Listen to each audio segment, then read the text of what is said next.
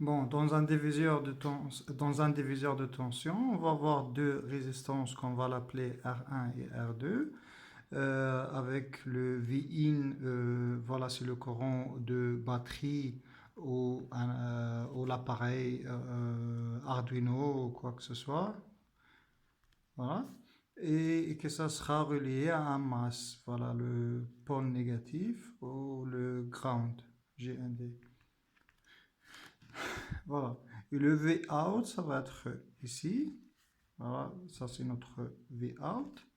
Ici, c'est euh, la tension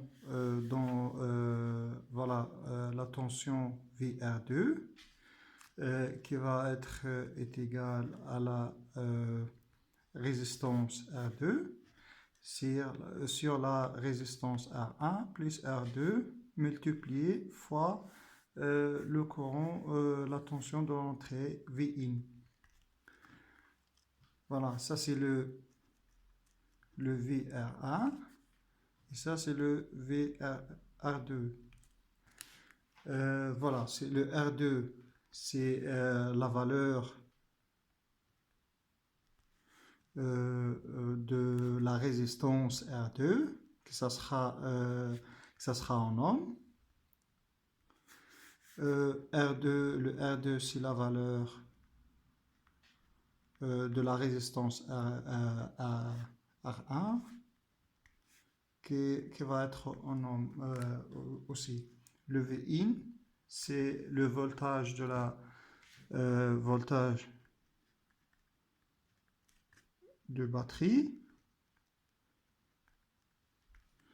ou de notre Arduino.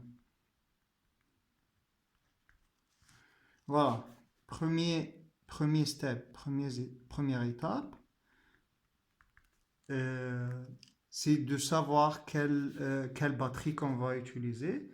Bon, dans notre cas, on va utiliser un Arduino.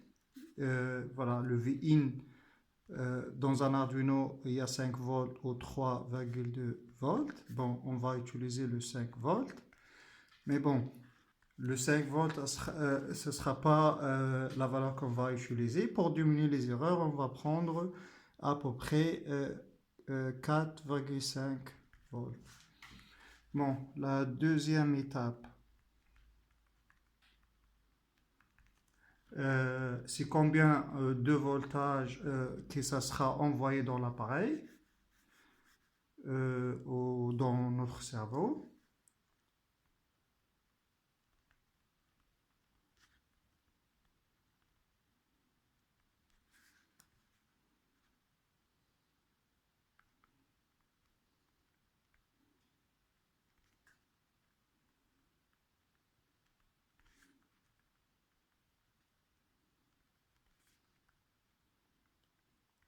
Bon, pour notre cerveau, voilà, on va utiliser à peu près, on va dire qu'il va avoir à peu près 4 volts dans notre cerveau. Puis, troisième étape, c'est combien, il faut définir combien de courant que notre circuit va consommer en ampères. On va dire, voilà, pour une batterie de 9 volts, ça consomme à peu près 100 microampères. Bon, pour notre cas, c'est 5 volts. Bon, qui va consommer, on va dire X, avec le règle de 3X est égal à 500 sur 9, qui est égal à peu près 50 microampères.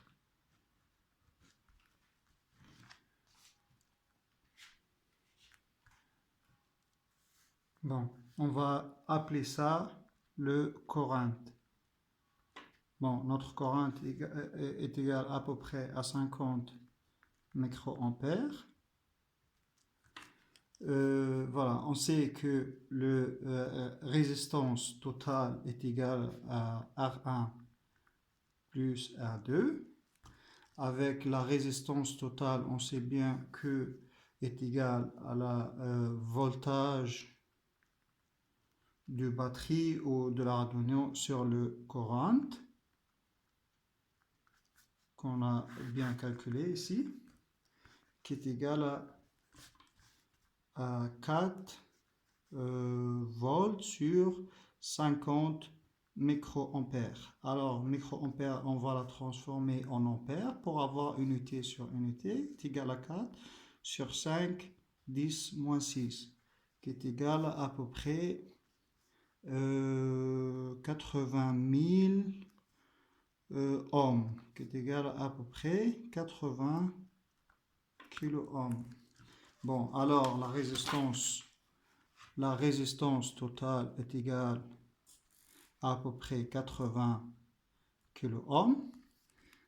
Alors qu'on sait que la résistance R2 est égale au Vout, le Vin, le Vout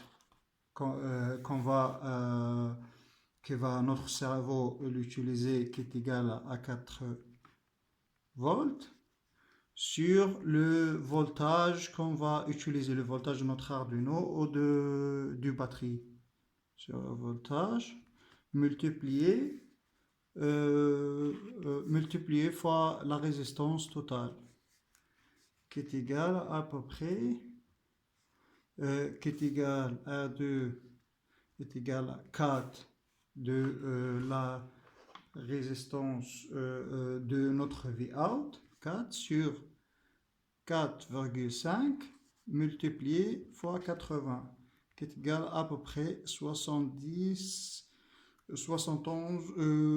kilo-ohms.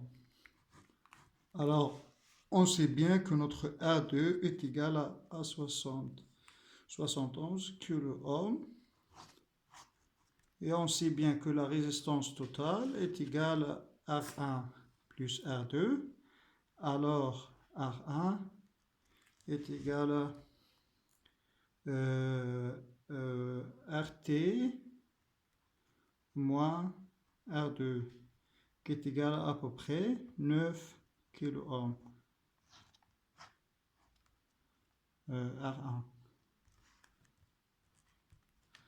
Alors, ici, on a bien calculé nos deux résistances. R1 est égal à peu près 9 kilo-ohms et notre R2 est égal à 71 kilo-ohms.